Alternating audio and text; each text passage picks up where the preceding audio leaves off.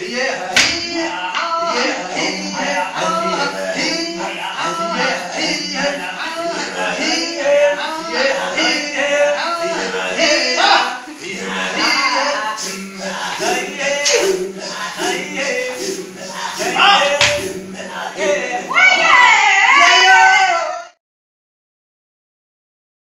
I Met Chobane. Let me see. How I Met Chobane was a little bit, I don't know, I guess not of my doing. I used to go to a club every Friday night after a really crazy, hectic work week. I was doing homeopathy and I was doing it in 15 separate clinics throughout the Tanzanian region. And so, there was like a lot of moving around and just a lot of craziness. We were working with a lot of people who are HIV positive, so the emotions were always very high. So every Friday night, I would go to the club and I would dance to just kind of like, shake the whole work week out of my system. A friend of mine who was also my neighbor kept saying to me, Michelle, did you see Chobane? And I was like, where? I never saw anybody. I would like literally go on the dance floor and dance until I was totally soaking wet, totally drenched, and then jump in my car, go home. So I would dance with all these guys and I would never actually look to see who I was dancing with. So this kept going on for a few weeks. She kept saying to me, did you see Chobane? Did you see Chobane? I'm like, I didn't see anybody. And so finally she says, okay, I'm going to have a dinner at my house. And then, you can get to see who he is and get to know him. So I was like, all right, no problem. So we go to her place, and I look, and there's this, like, really young, 12-year-old looking guy there. And I'm like, okay, so where's Chobane? Because by that point, I think I was about 40 or 41 by then. So she was like, this is Chobane. I'm like, where? And she presents me with this guy. He's in his late 20s, but still, I'm like 16 years older than him, and I'm just like, who is this guy?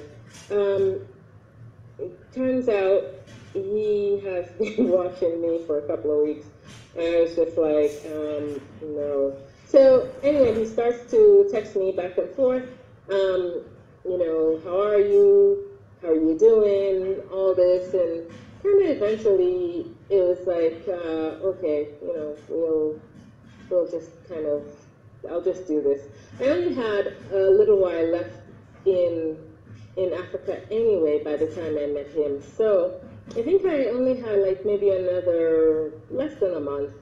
So I was like, yeah, I'll have some fun. I've been here 7 months already. No boyfriends, nothing. So, yeah, so it just kind of blossomed from there. It was really funny because he didn't speak any English, and my Swahili was shit. My Swahili is still shit. And so communicating was incredibly difficult and really funny at first because he would say something I wouldn't understand. Like once he was trying to explain to me that he had some like natural medicine or traditional medicine here. And it was for his stomach, except traditional medicine, the word for it is miti shamba, and the direct translation for that from Swahili to English is tree farm. So I was like, you have a tree farm growing in your stomach? Like, I couldn't understand anything that he was telling me, so it was really funny at first. And then, I sent him to school to learn a little bit more English. I went to school to learn some Swahili. My Swahili is still shit, and his English is like boss at this point. So he's able to like chat with anybody, and so that's been really good for him. That's really been an advantage for him. For me, the whole Swahili thing, man, I just can't get it.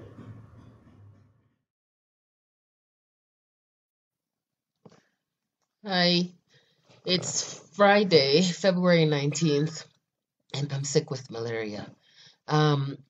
I'm still in bed. It's like 12:30 in the afternoon. I'm having fevers and chills, bone pains. My hips feel like they're about to break and fall off. But thank God, I have our trusty homeopathic malaria medicine, Malaria, which I started taking earlier this morning. Of course, I never know when I have malaria. I always just know when other people have malaria. So so I went all of last night with fevers, chills, bone pains, just sitting here thinking, oh, what's the problem? Am I getting sick? Do I have a cold or what? So, yeah, I have a stuffy head, my ears are clogged, headache, all of it. So this one is, although it's still Malarid, this one is my bottle because I just made it up this morning. So I can start taking it. I just had someone order like 5 bottles from me yesterday, and here I am today taking mine. So bottoms up. Mmm, tasty. Okay, so I'll keep you guys posted on my progress. Let you know if on Monday I'm still sick because Monday I have to work in Mbeya, which is 6 hours away. So I'm hoping that I'm going to have a very big turnout because I'd be so pissed if I got up all sick and went to Mbeya and no one was there. Here people tend to like just go off and go to a funeral or whatever at a drop of a hat. So I'm really hoping that there'll be people there. Until next time, peace out. Be well. Hey, so it's the evening of the first day of this whole malaria episode, and I am feeling I'm feeling a bit relapsy. I'm having pain in my ear on the left side, and the fever and chill has come back. So, one minute I'm hot, then I'm cold, and I'm hot, then I'm cold, and I'm hot, then I'm cold. Is this what menopause is going to be all about? Because if it is, I am so not a fan. Um, anyway, it's not the worst thing in the world because it's time for me to take the third dose of the day of Malarid. So here goes. I'm going to take a big, huge dose of it this time. Okay, bottoms up. It's the one thing this thing tastes so good. It's kind of sweet. Anyway, I'll keep you posted on my progress. I'll let you know tomorrow morning how I'm doing. Okay. The hip pain is gone down a bit because I'm actually sitting cross-legged on the bed, so that's a good thing. All right, till tomorrow. Bye. Hi. So it's the evening of the second day of the malaria episode. Um, I'm back in bed, not because I'm feeling sick, but because my mom ordered it. And when mom says to do something, you gotta do it. So, a friend of mine who is a medical doctor has said that I should let people know of any precautions or, any kind of cautionary, uh, problems that might come up with the Malarid. So, it does say on the bottle, within 24 hours, if all your symptoms are the same, if you feel worse, seek medical help, which means go to a hospital, go to your emergency room, call your doctor, do whatever it takes, but just get some other help. Also, there's no adverse effect with other medication if you're taking it along with the Malarid. Also, there is no interactions with the conventional malaria medicine. If you choose to take both together, you'll probably just get well faster. And maybe that's about the only adverse reaction that you'll get. Other than that, I don't know of anything else to say. Yeah, still a bit congested, but no relapse today. Nothing else is going on. So I'm gonna take dose number 6. And although it's supposed to be 3 doses a day over a 3-day period, I'm gonna let this be the last video because it's just gonna get boring. What am I gonna say? I'm well. That's it. I have given any cautionary advice. I have, told you guys all that. I don't know. That's it. Okay, so thanks for being a part of my progress. Thanks for all the prayers, all the love, all the good wishes, all the good juju, everything that you guys have sent me. I am totally, totally appreciative of it. And yeah, it's been great. Be well. Peace out.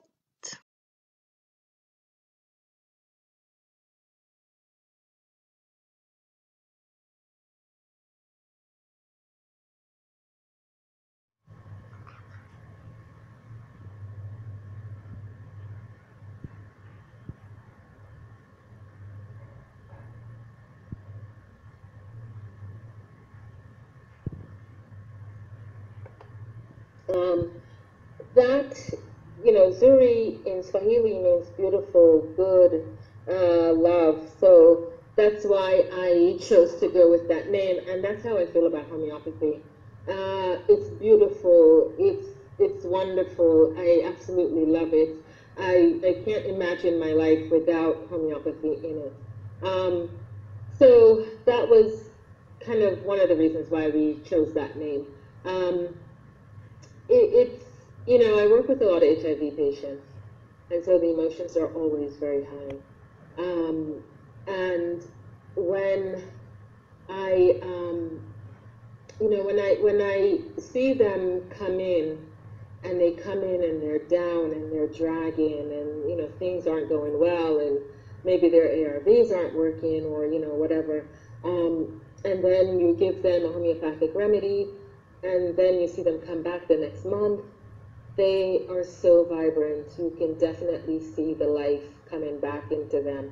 And I don't give a damn who says homeopathy doesn't work, because I've seen it in action. I've seen it work.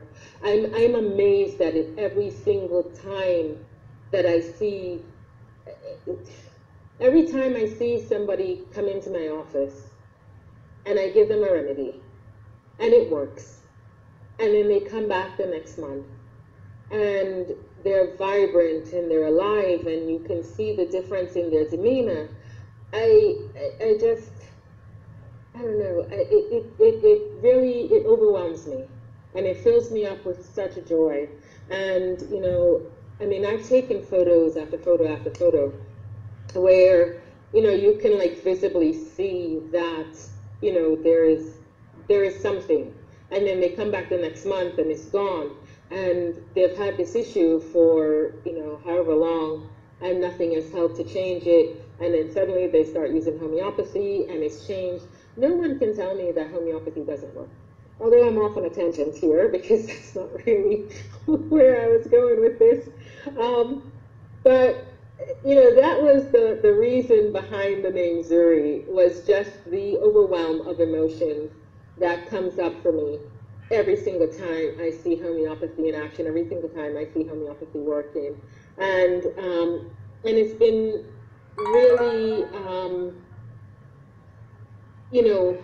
one of those, I don't know, it's been one of those names that has really exemplified how I felt about the organization, how I felt about the company, what I look to see that we're doing for the community, how I see the community responding to what we're doing. And so Zuri was incepted in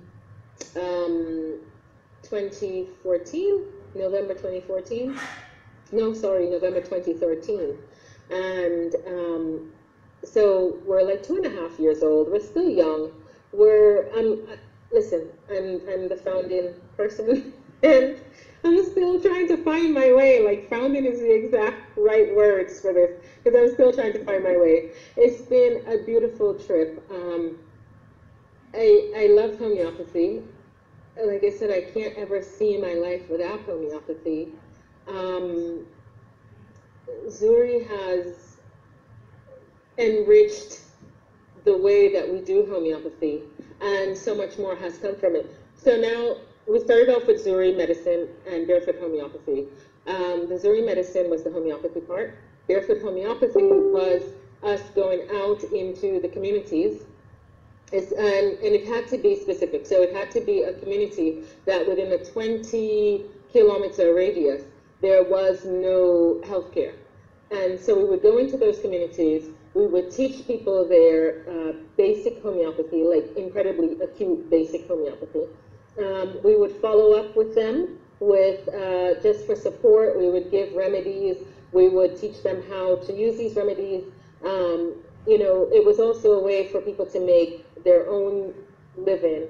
And then we would provide support. So if, let's say, they came across a case that they didn't understand or they didn't know, there was the option to send it in, and we would help them to work the case and then teach them, like, where what they didn't understand and you know what the implications were.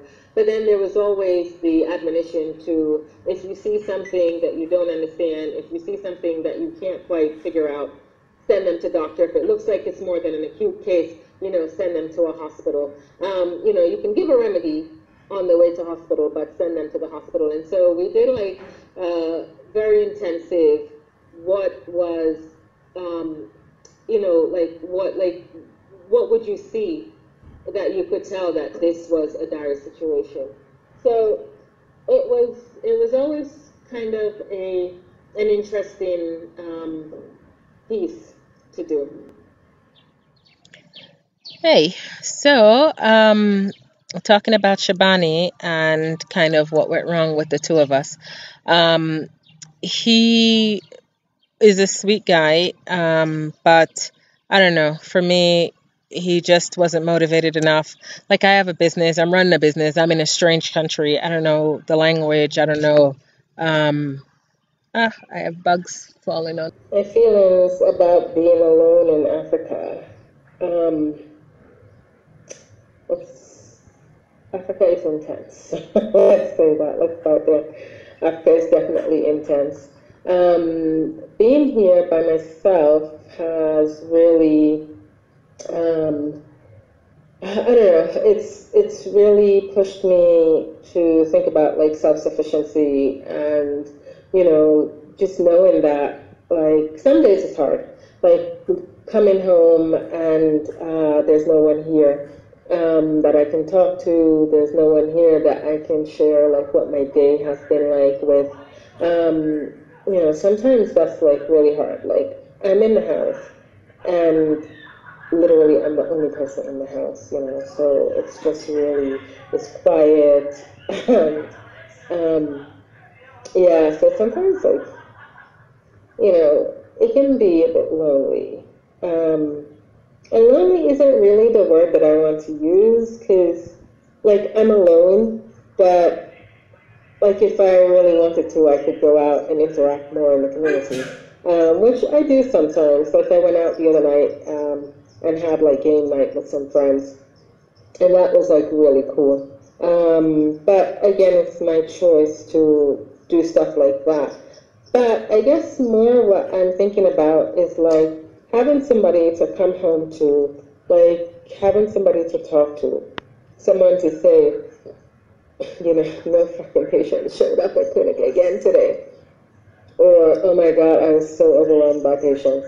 You know, having that would be like so much better than just like having nothing. And some days that's just kind of how it is, you know, there's just like nothing.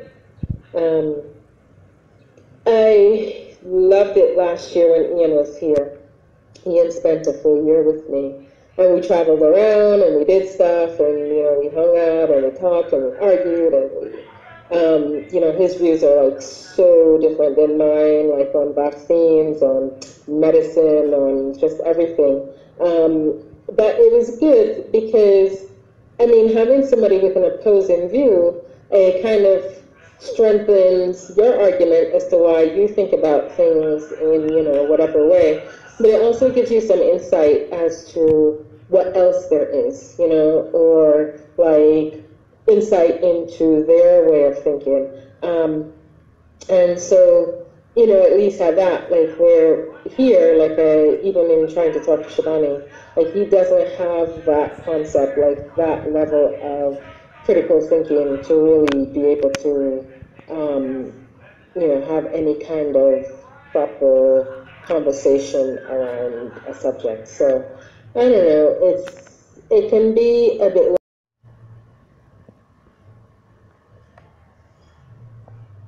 My best memories of Chobane would be when we went to Uganda together. It was his first time out of the country. And, you know, it's really funny because they're an East African nation. So Tanzania and Uganda are under this program where, you know, they don't have to pay back and forth like any visa fees and stuff. So to me, like, I couldn't understand why you're so close. You don't have to pay the visa. And, like, he's just never gone. So we went to Uganda together, and that was really cool. He had a great time. Just it being the first time out of the country, him seeing all these new things, going to the mall. He had never been to a mall before, which to me was just kind of like, how could you have never been to a mall before? But, you know, of course that was my thing. Then we went and saw a movie together. We saw, I think it was the Spider-Man movie. Anyway, it was his first time in a movie theater. And he, you know, we went in, they put the lights down, and he was like, what's going on? Why are the lights off? You know, did we do something wrong? You know, are they coming to do something to us? So to me, like, all of that was really funny because, you know, here I am, an American who I'm used to going to the movies all the time.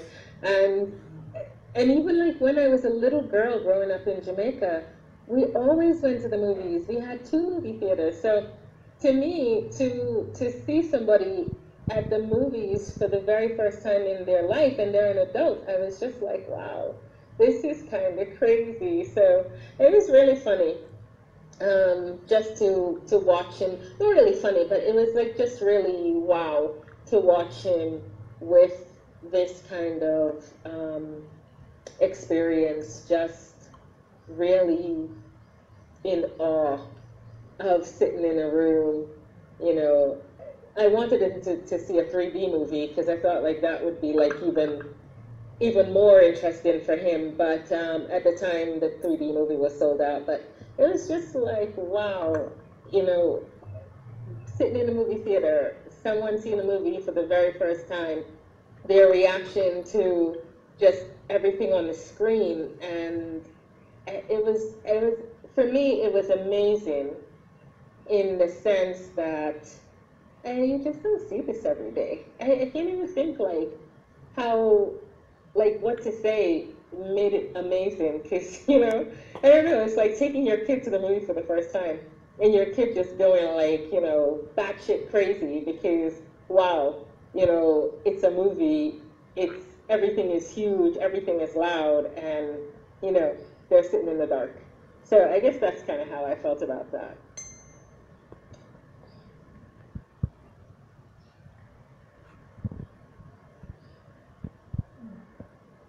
Another really great memory of me and Chobane together was when he got the motorcycle. I bought him a motorcycle so he could run it as a taxi, but within the first few days of getting it, we were just riding together. So it was really nice to be with him on the back of the bike and just feeling like this sense of freedom the two of us had. So that was really kind of neat. I don't know. I don't think I'd ever felt like this sense of just being. I don't know. I just want to say like just free, just absolutely free. But what was really good about him, my son came last year, and my son came and stayed with us for the whole year. And he really just picked up kind of like this role, not a father role, but not a buddy role, but just like this sense of like nurturing and caring for my son and making sure that things were okay, and you know, if he needed this or needed that, he was able to help us to find it. And my son was 16, so a 16-year-old transitioning to Africa, you know, leaving all his friends behind, coming to school here, and that was just difficult in and of itself. Just being in school here was just absolutely incredible. So you know, it was really good for him to have somebody that he could kind of chat with and express some frustrations, and Chobane was always there to listen. He's a really good listener. I have to say that conversation is hard, you know, and if I want like proper advice, I have to go to somebody else, because he just thinks that, okay, if I say, you know, the sky is blue or the earth is round or whatever, he's like, yeah, sure, okay. You know, there's no disputing it. Um, so, yeah, the sky is blue and the earth is round. But anyway, so, but, you know, for him, there was just like this sense of just being agreeable and just kind of going along. And so that's great, but sometimes you do need like an opposing view to something. And you know, he wasn't really the kind of person for that. But on another level, his listening skills and being able to help us to navigate the waters here, and just being there in a really good and nurturing way for my son, to me, it really exemplifies the kind of father that he will be when he does have kids. And you know, I wanted that for him. He said he was fine with no children, but I wanted that for him. And so that was also a small part of the breakup between us. But the memories together with him and my son and going out, you know, those were really, really good. Lonely, and unless I'm like just ready to talk about trivial things all the time, you know, there's no intellectual stimulation. I guess that's really what it is. And I guess that's more what I crave than anything else, you know, like as far as companionship, that's more what I crave. Is having like that kind of intellectual stimulation, like that kind of deep thinking, that kind of deep thought, to be able to have a decent conversation with somebody.